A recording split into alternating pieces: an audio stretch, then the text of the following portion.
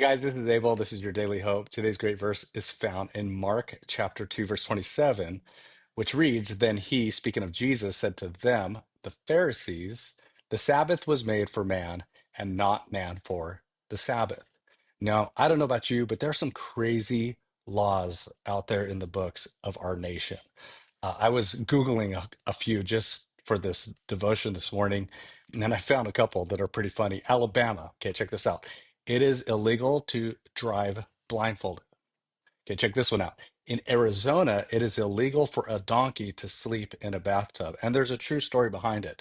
I guess this donkey was sleeping in a bathtub and there was a flash flood and it washed this donkey away. They had to rescue the donkey and they were thinking, we don't want that to happen again. So they made a law that donkeys are not allowed to sleep in a bathtub, but they're allowed to stand in one.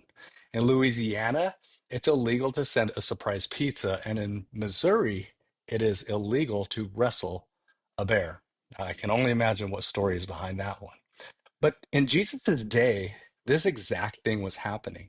There were a lot of crazy traditions that the Pharisees had been putting upon the people concerning the Sabbath. Now, they were well-meaning rules. Israel in their prior history had been taken captive into the Babylonian Empire. So when they came out of that, they're like, we don't want that to happen again. We don't want to break God's law. So they added tradition upon tradition upon tradition about how far you could go and how much food you could prepare. And the list goes on and on and on. And so they're trying to hold Jesus's disciples to their traditions because the disciples had just been eating some plucks of grain as they were walking along. And that's where Jesus says, look, guys, Sabbath was made for man, not man for the Sabbath. What is Jesus saying here? He's saying that Sabbath is a gift. A day of rest is a gift. It's a gift of God to humanity. I mean, think about it. God, after 6 days of working hard, took a day of rest. And so he put in his law for his people, his nation, to take the time to rest.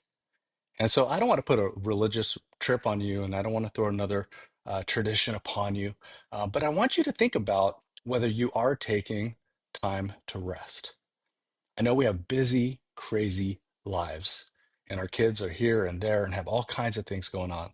But what would it look like to take a day of rest? Now, I do want to note that the Sabbath isn't just about observing a day. The Sabbath is ultimately about the person of Jesus Christ, that we are to find our rest in Jesus, to find rest in his work, find rest in what he's done, to find rest in his resurrection, to find rest in his hope.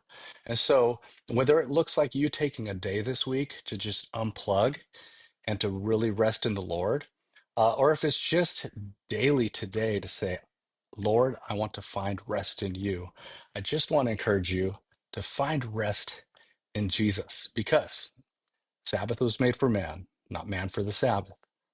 Have a blessed day.